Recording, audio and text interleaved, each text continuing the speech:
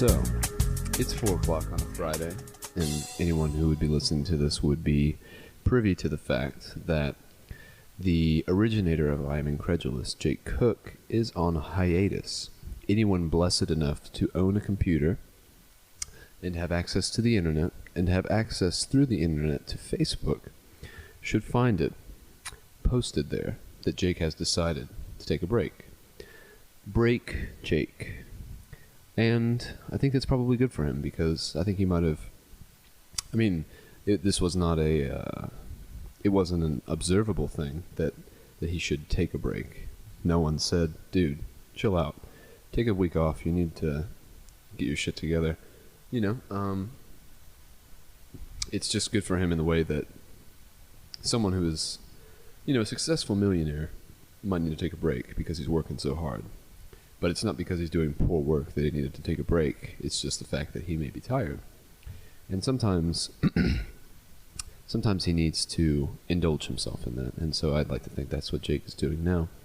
And I was just propositioned by him literally minutes ago. And again, it's 4 o'clock on a Friday. Yeah, propositioned to take over the Iamincredible spot. Put my own spin on things, change the format, do whatever. He gave me free reign. He said, it's more like a space saver, something that can go in the spot so that it doesn't leave the public consciousness, but not necessarily something that's permanent either. It's literally like Play-Doh. It's moldable. It takes up space. It is matter. It contains mass, and it exists, and therefore it keeps the idea, the body, everything that Iamincredible stands for. It keeps it fresh, and again, just sort of, it keeps it alive. So, seeing as the show is now temporarily mine, at least, I suppose the content of the show will change. Jake spoke about a bunch of, I guess, pop culture items, and I don't really think about pop culture things very often, and when I do, it's almost always negative. It's sort of like a corrosive type of thing, and so I try to think about other things. And so I think the things that I would like to talk about would be things I've been doing, things I've been thinking, some things I've been reading. I'd really like to talk about Dave Eggers' heartbreaking work of Staggering Genius, because I've been dying to have a conversation with someone about it. And who better than myself, after all, having found no one adequate enough. Not adequate, no. That's not the right word. Having found no one perhaps interested in the near vicinity. I questioned Josh, my friend Josh, and Steven. I talked to them both briefly about the book, and Josh couldn't remember, and kind of jogged his memory a little bit. And Steven kind of ventured into some of his other books, as did Josh. But so anyway, I would like to talk about that because it's something I've really been wanting to discuss, because I have these ideas in my head about the book, how I feel about it, and what it's made me think about, and based on interviews I've watched. And let's just jump straight into that. Let's go straight into my thoughts on Heartbreaking Work of Staggering Genius by Dave Eggers. Well, I read this book originally back in high school, and it had a lot of hype behind it, which is part of why I read it, because, you hear something that's really good, and you have that sort of... You can either have a feeling of maybe disbelief that it couldn't be that good, because you sort of believe that if it was that good, you probably would have already known about it, but then you also have that feeling that you don't want to miss out on the off chance, because you're always right, that that it actually is as good as everyone says. So I read it, and I didn't really retain it. I wouldn't say it was beyond me at the time, but back in high school, I don't really remember. I read, for sure, but I don't remember what I read back then. Nothing, I think, had a lasting impression. I think I read almost as an exercise. It was almost like the reading I did in high school might have actually prepared me for the reading that I've done now that I'm in college, because I actually retain everything and remember and actually get something out of it. I recently read The Fountainhead, which I had also attempted to read long ago back in high school, several years ago. And I remember specifically not feeling like I could get anything out of it. I had said that I thought Ayn Rand's fiction was just bad writing, and I think that was sort of my cop-out. I just said I wouldn't read it because it wasn't worthy of, not worthy of me, but it wasn't worthy of my time, I suppose, because it wasn't necessarily a book that was good, like a must-read, like the Harry Potter effect, a book that you can't put down. But I read it recently, and I couldn't put it down, finished it quickly. So, back to A Heartbreaking Work of Staggering Genius. So the book was sort of heralded as a encapsulation of, I guess, the 90s generation, like the X generation, I think is what it was called. And just sort of like, I don't know, there are period books that sort of capture a feeling and a movement and an idea of an age. And I don't really know of any specifically off the top of my head. I think maybe Dante's Inferno might have been another one that sort of, like, Dante's Inferno, when it came out, I think was one of the few books that was actually written in the common language, Italian, rather than Latin. And so it sort of preserves that, like the colloquialisms and sort of the ideas and all those sort of things, the vibes of that time period in which it was written, more so than perhaps the more religiously inspired Latin texts from the same time period. But anyway, that's an aside. Back to A Heartbreaking Work. So rereading it, I'd always remembered the beginning of the book. The first page, always just vividly. The imagery is very simple, but it's very, very real. It says, like, the house is a factory, and he's commenting on the billow of smoke that is coming out of, like, his house from his dryer that is kind of meeting the cold air outside and creating that smoking effect. And I've seen that at my own house. And so when I read that, when I've read that, when I think about it, I just immediately, the imagery just pulls me in. So rereading it, I knew that I would be reading that first page again. And I was excited because I've always been able to really capture the idea of the house being a factory. And so that's where this is a very positive review of the book, let me just say, before I continue. And so that is where the book really captured me, I think, when I realized that I was not only conscious of that first sentence or first few sentences, but that every single page, every word that followed was equally, like, deep, and I really understood what he was saying. And so the book progresses, and it starts out pretty heavy. His mom has cancer, and he describes dealing with that, and he does it in a way that sort of it reflects my thought pattern. And I know that his book is supposed to be written in stream of consciousness, and I suppose that's true, having not really read any other stream of consciousness writers. I've heard that J.D. Salinger is one, and I tried reading one of his books. I always thought he was a she. I always thought that was a woman. I read one of the books, started it in the bathroom at Wonderroot one night, but couldn't really get into it. I felt like it was a little bit contrived, a little bit. But I'll probably give that book another shot too, because I thought this book was going to be contrived, but it's not. So, back to it. His mother's dying of cancer, and he's dealing with these events, like his mother being on the couch and spitting up this green fluid that he keeps describing, and just like the receptacle that his sister bought so that his mother could spit her green fluid from her stomach into the container. And he just describes it in sort of this way that my brain, like, immediately recognizes as, like, a close friend. It's like my brain, I feel like it branches off these thoughts. They all have consequential thoughts, and so everything it spiderwebs out. And that's exactly what he does in the book.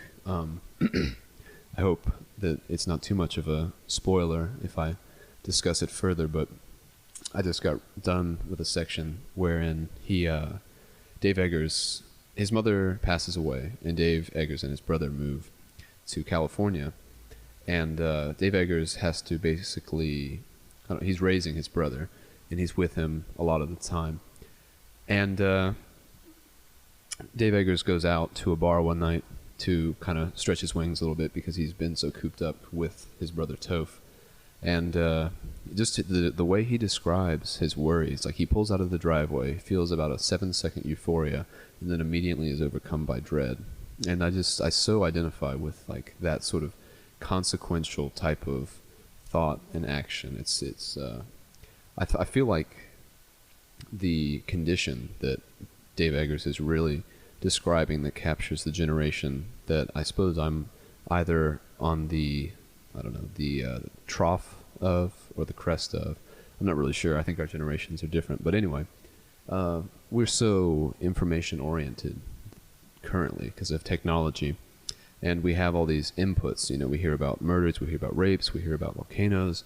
Anything bad that happens in the entire world usually is the first thing we hear about. And the good things we don't usually hear about unless you look for them. And so, I don't know, his mind has been shaped in this way. He leaves Dave Eggers, his house. He feels that euphoria, and then he immediately thinks that the babysitter is going to kill or molest or rape or all the above his brother while he's gone, while he's out trying to kind of, like, I don't know, blow some steam off.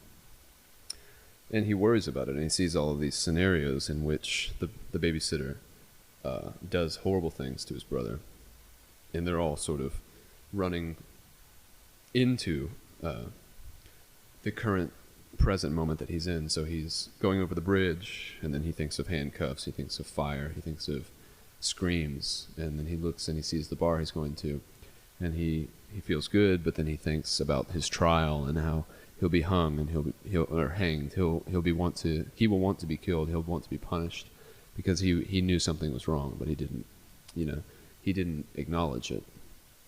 And so that's sort of, I mean, in a nutshell, and I'm only about 150 pages into the book, I think that's sort of the true genius of the book and the true value that the book has is in that preservation and in that sort of, that capturing of that sort of a mindset. And I think a lot of my friends, a lot of people I know, not so much my parents or maybe different generations, but people I know, the type of paranoia that's and anxiety and just the thought patterns that sort of come along with being, I guess, in the socioeconomical class that we all are in. You know, we're white kids from the suburbs who had middle, what's the word? We had average incomes, you know, not poor, not rich, but, you know, had enough within our means to basically do whatever we wanted, more or less. I mean,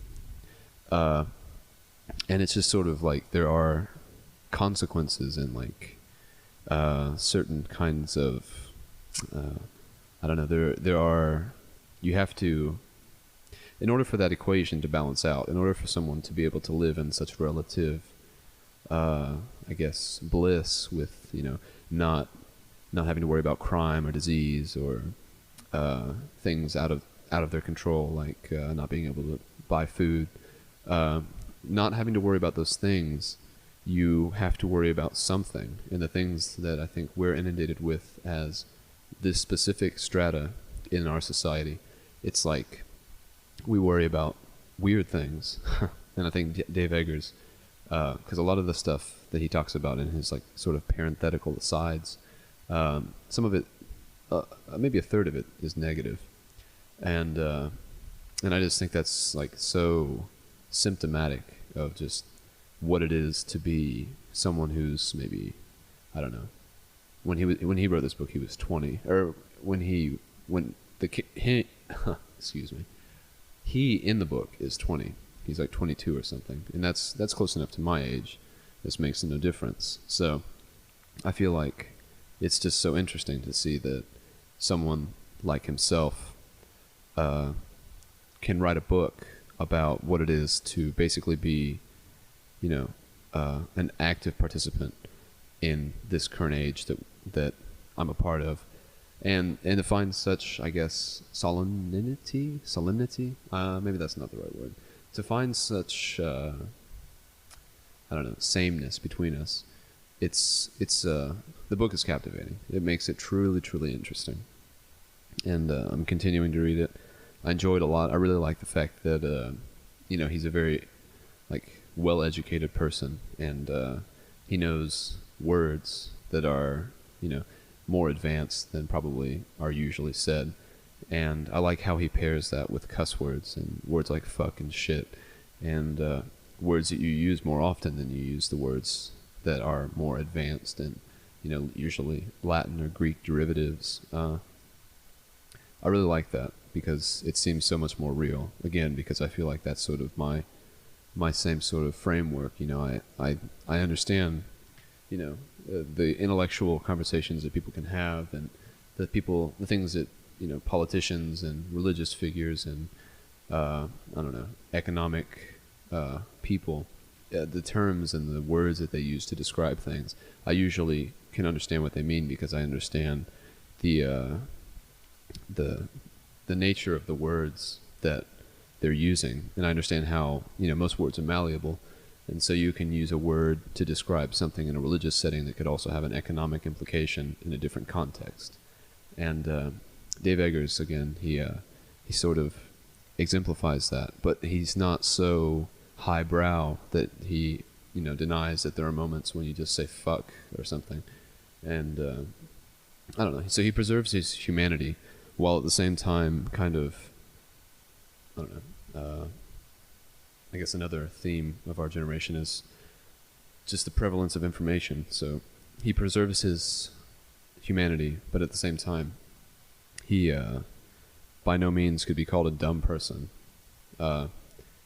because he has the balance of learnedness, but also, just human reaction. So I think that might be exactly what I've been wanting to say about the book, and been wanting to kind of bounce those ideas off someone else to see if they felt similarly, or if they had read the book in a time frame that was recent enough for them to really be able to recall the details and what they felt. I think my first draft for who I would have liked to have had that conversation with would probably be Nick Simmons, because I think he would probably either have read it recently enough to really recall well, or to already have had some sort of formulated idea about how he felt. But regardless, I think that actually is a good segue. Nick Simmons. Nick Simmons released a podcast not too long ago. It has some ridiculous name. I don't remember what it is. He sent it out through email to a few chosen people, and I was kind of disappointed because I wanted to be able to download it so I could clean my house while I listened to it, but I had to just, stay in my room and listen to it on the computer. Anyway, it was a pretty good show, and it, I think, again, exemplified the same sort of thing that I like about Dave Eggers. And Nick Simmons, he was by himself in his house, and his mind kind of went to, introspection almost immediately. He started talking about how he didn't like to have people listening to his music that he was making or listening to, and that he was very self-conscious about that. And I live with some people now, I don't know, about I guess 4 people now that I have no real relationship to, other than the fact that we all live in the same place. And since the first day I've lived here, I've had a very opposite sort of idea about how I want to be perceived by the people who I live with or work with, and everything. And this is also hinting at a theme that I want to talk about more in depth later in the show. But as of right now, I'll just say that I guess hearing that Nick Simmons, when he was speaking about not liking the feeling of being, I don't know, watched or listened to and therefore judged, I don't know, when I first got to this house, it was kind of a wreck. It was, oh God, now that I remember it, it was actually really bad. There was shit all over the main room. It's a loft, so has very high ceilings, and it's very naturally dusty. Somehow there's a constant snowing of dust that basically it takes no more than a week to completely cover any article of furniture or whatever it might be, bikes, lamps, you name it. It's got dust on it. And so my first week here, which is where I'm at now, I'm at my house. I'm in my house. It's actually more of a building. But anyway, cleaned it up pretty well.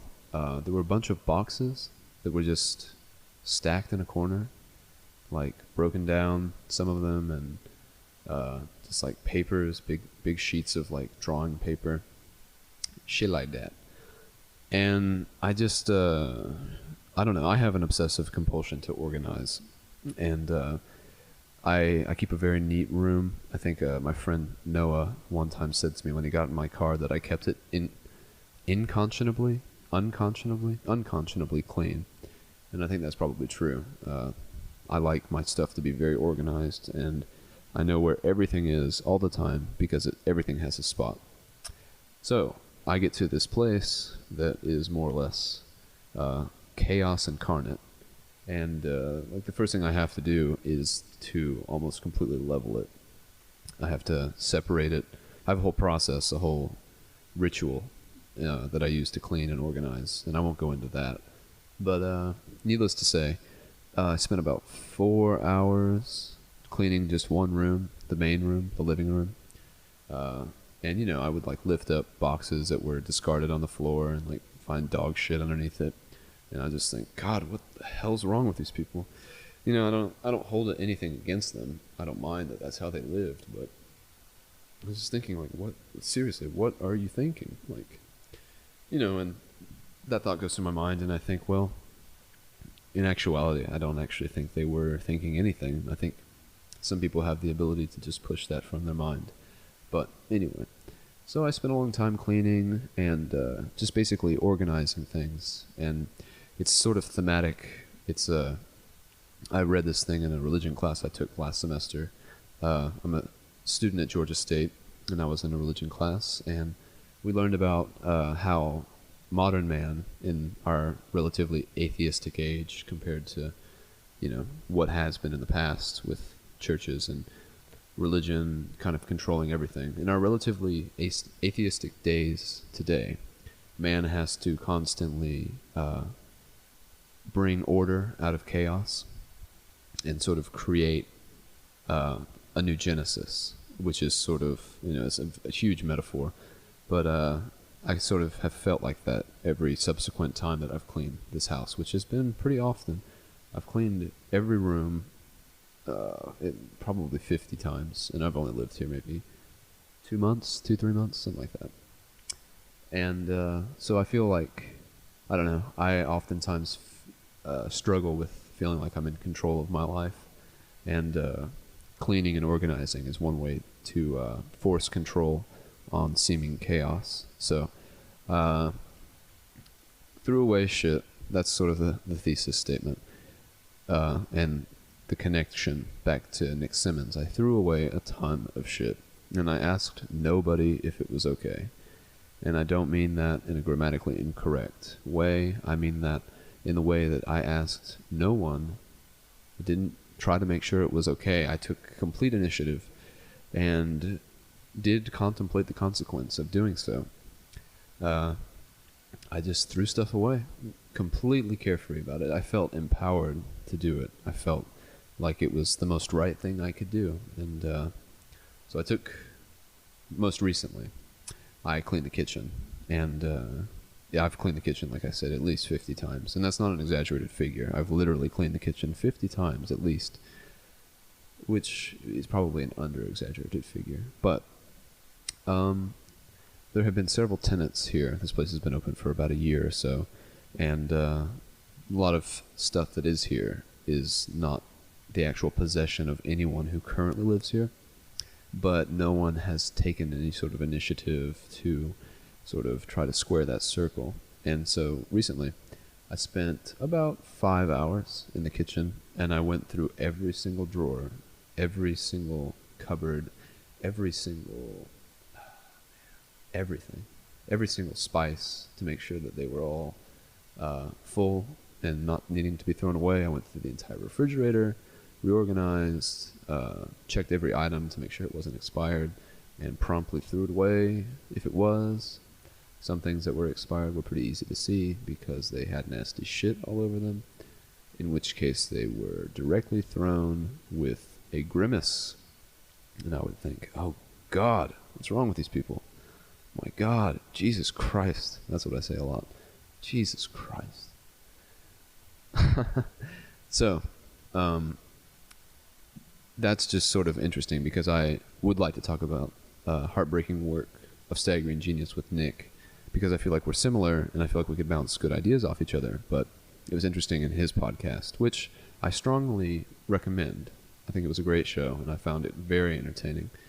I thought it was interesting that we have a huge difference in that I don't care whatsoever who hears me, sees me, do anything, to a point. Of course, I'm not saying I walk around naked, and I actually don't like people looking at me when I'm cleaning things, when I'm doing my ritual, because I feel like they'll think I'm insane, because I do weird stuff with my hands. But anyway, that sort of ties back to Nick Simmons, which ties back to heartbreaking work. So the segues are working out quite well for this show. And seeing as I do have big shoes to fill, I'm glad that things are running so smoothly. And I think Jake will be surprised when I see him in the next, hour or so to hear that I've actually already finished the show, which I plan to do. So, moving on, onwards and upwards. The next topic. I'd like to talk about a new project that I've undertaken recently, probably within the past, 3 weeks. It's been a very cool process. I've been taking pictures and animating them with MS Paint, Microsoft Paint. And I'd actually like to talk about the word animate real quick before I go further, before I delve into the nature of my new project. So I use the word animate to describe what I've been doing with these pictures. And I've come into, there's been some conflict about the use of that word, animate. So, what better place to clear it up than the public sphere where I have maximum influence. So, animate.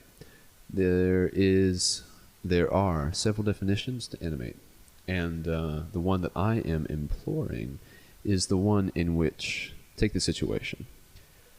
Okay, you're at a party, and you see this guy, John. And John's usually very quiet, very shy.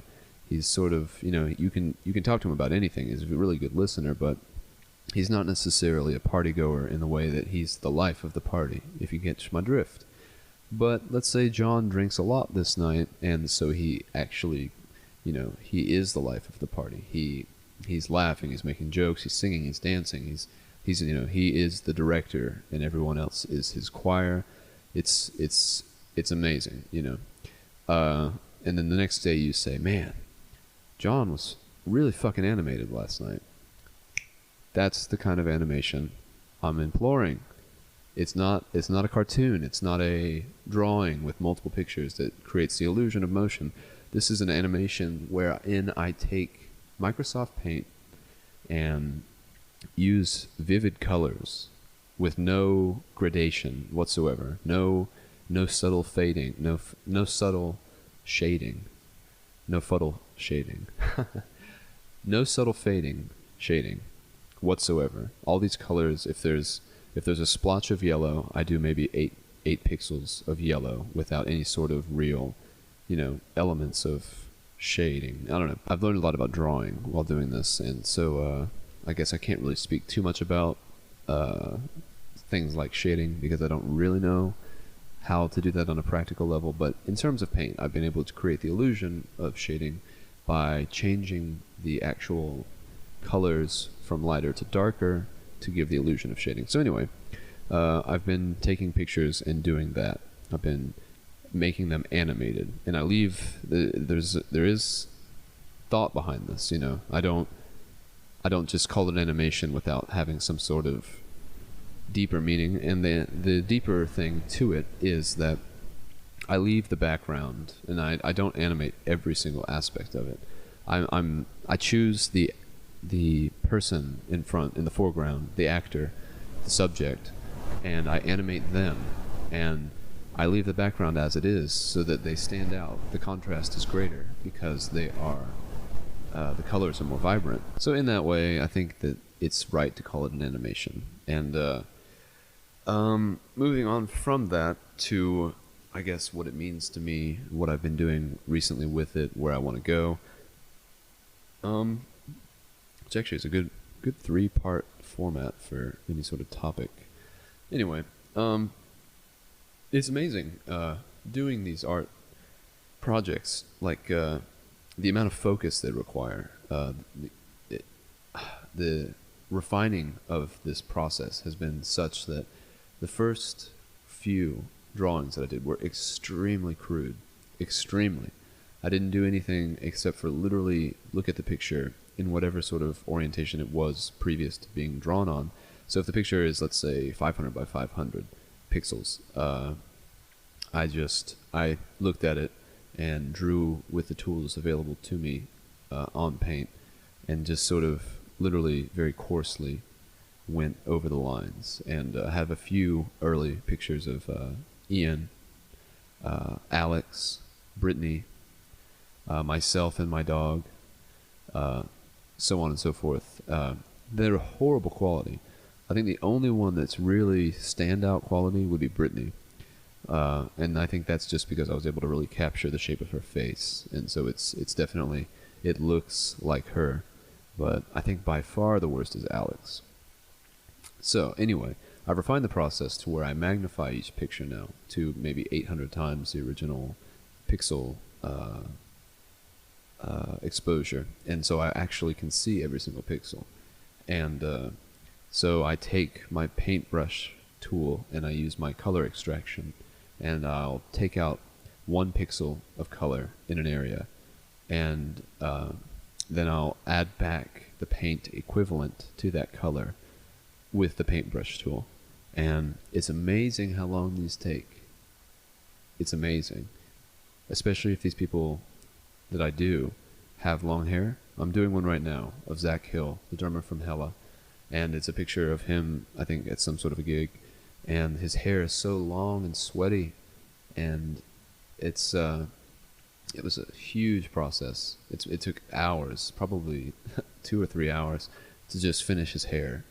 And that just involved, shading a lot of his hair and getting the right color and making the right shape to make it look like his hair actually had some kind of emotion to it. And that's emotion, not emotion. So making sure his hair had some sort of emotion to it. Making sure that the subtleties of his facial hair were captured. And eyes are important. Eyes convey a lot of the person's feeling, obviously. And so that has taken me so long.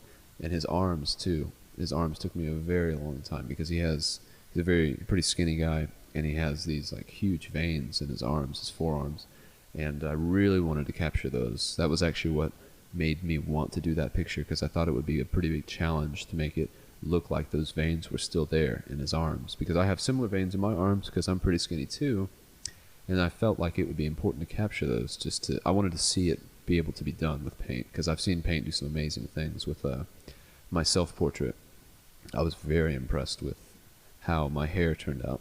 And I don't mean that in any sort of self-affirming way. I just mean like I was shocked that it actually didn't look like a pile of purple, brown, and red shit that I had just colored onto my head. It actually looked like my hair from a distance. And the closer you got, obviously, the more it sort of broke down and you could see the elements. But it's still a cool thing. And so it's amazing. These things take so much time, so much focus, and it's a meditative process. That's what it comes down to. If I need to relax, if I need to forget about something I'm thinking about, aka worrying about, these pictures have been the ultimate escape. And that, as if more could be asked for, as if there has been something else that has been acquired in the process of making these paintings. I've been listening to music in a different way than I ever have. Usually I listen to music on my bike, and that's sort of a stressful process because I really have to find the right song, and I like to have the right feeling, and they have to pair together well. And I don't want to be switching music while I'm riding my bike because that's stupid, it's dangerous, and I'm not focusing on my bike riding, which is pissing me off, and so on and so forth. So, all that to say, that I've been listening to music while I do these paintings, and I do it with such, I mean, my focus is completely on this painting, but my ears, I mean, I focus so hard on the music, and I've been able to listen to music that I otherwise wouldn't have, because, okay, Tom York has a CD, The Eraser, and it came out, I think, like 4 years ago, and I listened to it when it first came out, and I was like, whatever, it's not Radiohead, and so I didn't want to listen to it anymore, because I didn't find the connection like I had with Radiohead, which, when it came out, was actually around the time that I was really into Radiohead, so I had high hopes, and they were let down. But listening to it while painting these paintings, I'm not going anywhere, and so I'm dedicated to being on the computer for at least an hour, and so I can just listen to these albums like first song to last song, and I can really appreciate the music that I hear, and I can really get into it. And like, I don't like to listen to music for the first time on my bike, because that whole thing about finding the right song for the right moment, for the right like bike riding style. Like if I want to ride aggressively, listen to something like Hella, or something like Jojo Mayer, or something like, I don't know, more fast tempo, and something like Eraser. I didn't want to go through the process of having to familiarize myself with that album while I was riding my bike. That's just almost sensory overload, I think. It's like the way I ride my bike in Atlanta is very commandeering. You know, I swerve through cars, I run red lights, shit like that. And it's if I was trying to focus on a new album and really get into the music while I was doing all that stuff, I would probably get in wrecks pretty often. So I usually don't do that. I usually listen to music that I'm already familiar with and have a relationship with. But no more. I've been able to really expand my horizons so far. I've listened to a Jay-Z album, listened to The Blueprint. Never probably would have listened to that otherwise. This was good. It's a good album. Listened to the Jay-Z Radiohead JDO-Head CD. It was pretty cool. Radiohead songs with Jay-Z rapping over the top. Some of them are remixes of songs he did on The Blueprint. I was able to listen to The Eraser, obviously. And I have other albums like Primus, Sail the Seas of Cheese, or whatever. And just albums that I don't feel like I would have ever really gotten to, but know that I would probably like. So it's changed my music listening style. And I like that, because I feel devoted to these paintings. I want to finish them. But I also like pairing them with the music that I'm listening to. So it's a really good situation. And it's also consequentially freed me up to ride my bike without the aid of music, which I've liked that a lot too, because it's a lot more stimulating in a way. Because it was like overstimulation before, because I was listening to music while riding my bike, and now I am able to just ride my bike and enjoy what I see, what I hear, and so on and so forth. Just enjoying it more organically, I suppose. So those are my paintings so far, and in the past as well. And I have a few more projects in the future that I'm planning already. The Scarborough dude, Dixon James, one of my favorite. No. Well, yeah, one of my favorite. I don't want to knock Jake, especially being up here. Knocked up. I'm knocked up by Jake, so I don't want to knock him back. I want to do one of him, and I'd like to present it to him, not in person, but either through the internet or maybe print it out somewhere, have it framed, and mail it to him. Because he's been a huge figure in my life. I mean, I've listened to 200 hours, 250 hours of him talking, so I'd say I know him pretty well, and he doesn't know me very well. We know each other a little bit through Facebook and messages and so on, but that's hardly any sort of stand-in for actually meeting someone. So this would be something cool to give back to him, I think. And that's one project. I'm going to do one of my mom for Christmas, maybe. And the maybe applies to the Christmas, not the fact that I'm going to do it, because I will. I'm going to do one of Lucky, another one. My dog, gonna do that for the mailman for Christmas. We have a strange relationship with our mailman, and we give him Christmas presents. It's really weird. Oh, he likes our dog a lot too. That explains that. He's a big fan of Lucky, and so he likes Lucky-oriented gifts. And maybe something for Brittany. I can't get too into that. It's a surprise. Shh. And that's about it. I don't want to put too much on my plate because I don't want to feel like I have a lot to do. I want this to be my escape from feeling like I have to do things, and I don't want to have to feel like I have to do this. That's the whole point, and that's exactly how it could be ruined. So I'm very conscious of the fact that I want to keep this very, very open. Like I can do it whenever I want. It's not something I have to finish in a certain time period, and I'm not being paid. I mean, if I were paid, I would take commissions, but as of now, I'm not paid, and so I will do them at my leisure. But if I were paid, I would do them in a good amount of time, because I could easily work on them every day and finish probably one a week, if I had to. But as of now, as it sits, it's just sort of my go-to thing. It's what I do to relax. I did it last night. I left Stephen, Josh, Alex, and Noah's house and wanted to relax, came home, and just worked on Zach Hill. And that was just listen to the Eraser again. It was great. So that is my MS Paint story. That's what's going on with it. That's the update. That's the complete discography. From Genesis to current times, that is where we're at. And I think now would be a good time, because I just thought about it, to give y'all a little anecdote about what happened last night. Last night, it was about 1 o'clock or so, and I woke up.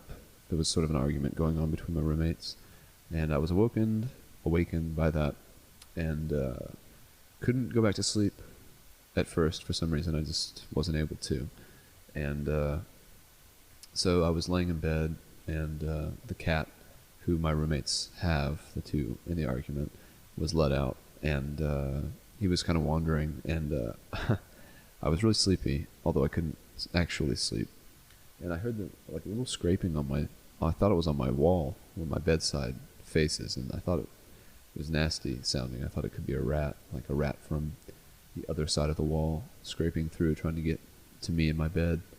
But I thought about it as my mind roused a little more, and I realized that it was probably the cat. And so I opened my door, and lo and behold, a cute little kitty, like none ever told. It was a pretty cute little cat. I mean, this cat, I'm very allergic to cats, and that's sort of the theme of the story.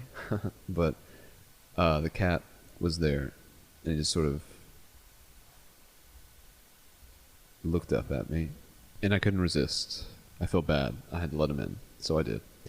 And he was sort of, I don't know, he explored my room a little bit. It was pitch black, and I don't know how well he was able to do it, but he did it for a while, and I kind of wanted him to get on the bed with me, because I wasn't sure if he affected me allergenically to the degree that some cats do. And so I was anxious and wanting him to come up, but I let him just kind of do whatever he wanted in the meantime. And he came up a couple times, and one time he nibbled on my fingers a little bit. Another time I was rubbing my feet together in the way you do when you're really comfortable and you're in bed and you're like, oh man, this is exactly where I want to be, and you just rub your feet together like some sort of, I don't know, it's like the authentic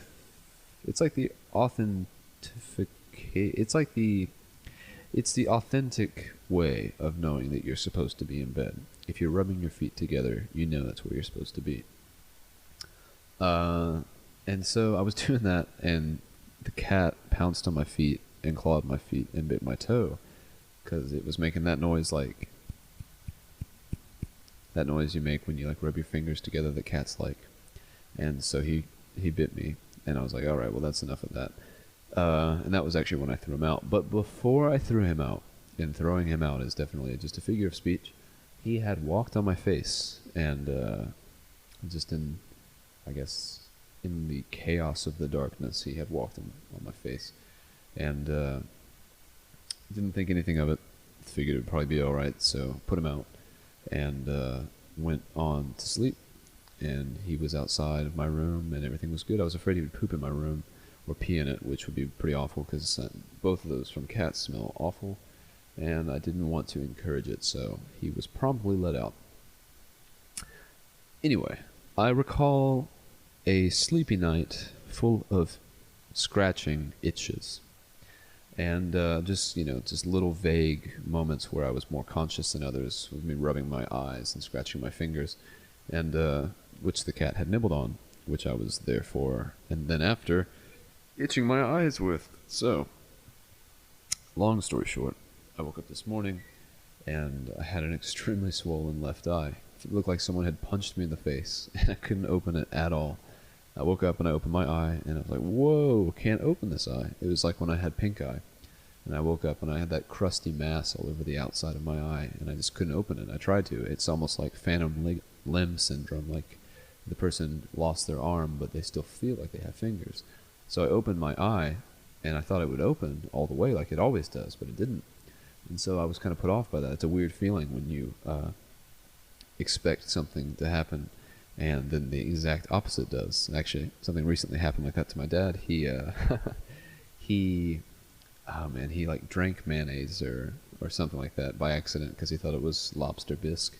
Anyway, some sort of a situation like that where you have an idea of what you're about to have or take in or ingest or move, and then it doesn't happen, and it's very strange because you didn't question it before it happened whether or not. You just assumed it would without even assuming. It was an unconscious process, and then lo and behold, it doesn't even work the way you thought it would, and it's just very off-putting. You feel different. So I had to go to Japanese this morning with a swollen eye, and it was the first time in a while that I felt kind of ugly and self-conscious of my look. But then I thought, I calmed myself down. I was like, look, this is funny. You had a cat walk across your face, and now you're swollen. And if worse comes to worse, you can impress anyone by saying that you got in a fight. And you can use that awesome line that you should have seen the other guy because I killed him. That line. It was a funny thing, and I embraced it thenceforth from that point on. And steadily today, my eye has been depuffing, which is good. And it's Friday, so how can you complain? I mean, the beauty of the weekend is that the rules are no one dies on Saturday. Friday's always the best day of the week. And Sunday is sort of the, I don't know if the word compensatory, I don't even think that's a word. It's like Sunday is a bittersweet day. It's the end of the weekend, but you still can do whatever you want. So it kind of sucks. It's like having a cousin over instead of a real friend. Someone you're not that great of friends with, but it's still a playmate. Anyway, so that was sort of how my Friday morning went. And I think right here we're going to introduce a new segment with some sort, this is going to be fancy stuff. This is very much so akin to the standard, what has come to be expected, the quality from Iamincredible. This is a segment I would like to call How you feel, how you feel, how you really feel, how you feel, how I feel good. That's right. This segment is called How You Feel, and in it I would like to just give a brief description of how I feel. And I had the idea of doing this segment from the beginning of the podcast, and I was going to go into an in-depth analysis of how I feel as a person in my personal development as a human being towards my goals, my aspirations, my ambitions, so on and so forth. And I feel like I am at a bit of an apex, a climax, not a climax, no, an apex, yes. I'm at a crux, a turning point, a threshold, a liminal phase, a personal moratorium, that sort of a deal. It's a point of realization. But that is actually not how I feel right now. And as the clip asks, it says, how you feel, how you feel, how you really, really feel, how you feel, how you feel, I feel good. And how I feel right now, actually, is that I owe Nick Simmons an apology. I was recording this podcast, and one of my roommates came home. One of them was already here, but another one came home, and immediately, drop of a hat, I clammed up. I got self-conscious. I was very nervous. I didn't feel comfortable to continue recording. I felt peered in upon. So I can no longer say that this is a difference that Nick Simmons and I have. I think perhaps we're more similar in this way than I would have originally thought. And I didn't want it to make it sound like I was coming from some sort of high horse saying that I was unaffected by the thoughts of others, because apparently, surprisingly, that's not true. Because I'll tell you, I had to edit it out because it was awkward. It was a cliffhanger that just fell off a precipice into nothingness. There was just silence. It was when I was talking about the cat. I think I just repeated the word twice and then stopped. Like that. But it's something I do want to work on because there's no reason to feel like that for me, the way I see it. But it is still something I feel that is definitely something I cannot deny. It was weird. I couldn't keep going. It was stage fright or something. So that's how I feel right now. I feel like I needed to clear the air with Nick because I didn't want to seem like I was better than him if I actually wasn't. If I am, I don't mind saying so. But as things seem to be now, we are on more of an even playing field than I thought. So Nick, this segment of How You Feel goes to you. How you feel, Nick? You feel good? I hope you do. So, anyway, that is that segment. And we're sort of winding down now. This is the end of, I guess, what could be called I Am Incredulous. Could be called many other things. Right now it's sort of in another phase of its existence, its lifespan. I think it maybe should take on a parenthetical title. Perhaps I can think about that. I Am Incredulous, parentheses, no longer. Something like that. Something to show that there's been a change, other than the fact that the content, the speaker, everything else is different. I'll think about that. And I guess that sort of is going to conclude it for this week. I don't know how long Jake's hiatus is going to be. He said that he wanted to kind of create a bulk of shows that he can sort of pull from so that he doesn't feel the enormous, insurmountable, crushing, supermassive black hole pressure, the thing that creates diamonds in a matter of moments, the pressure he feels recording this podcast. He doesn't want to feel that as often as he has been. So he wants to make a few and have those to pull from in the interim of making newer episodes with fresher material and so on and so forth. And, he has a lot on his plate. I'm a student, so I don't really do much aside from homework and mess around with shit. Just doing what I want. So I have more time. So in all fairness, I should be willing to contribute to his project. And I don't mind, too. It's another creative outlet, and it's therapeutic, I think, because I get to say exactly what's on my mind. And it's good to be able to talk for an hour to yourself, I think. So, until further notice, the show will continue in a similar fashion. And please be willing, please feel willing, no. Please, if you would like, comment, email, make phone calls, Facebook messages, comments on Facebook, so on and so forth, ad infinitum. Let me know what you think about the show. Is it more boring than the last episodes of I'm Incredulous have been? I mean, that's a completely different format. It may not be your cup of tea. Is it stupid? Are the things I talk about dumb? Am I looking too deeply into things that are not so deep?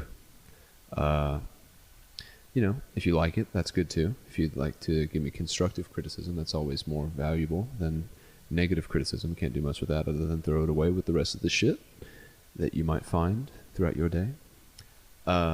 So I guess that's sort of that is the ultimate wrap up. That was the conclusion. I guess look forward to you and me meeting again next Friday. I think one thing that is for sure is that if I do continue to do this, it will be done in a very timely fashion. And so if Friday is what you expect, Friday is what it will be.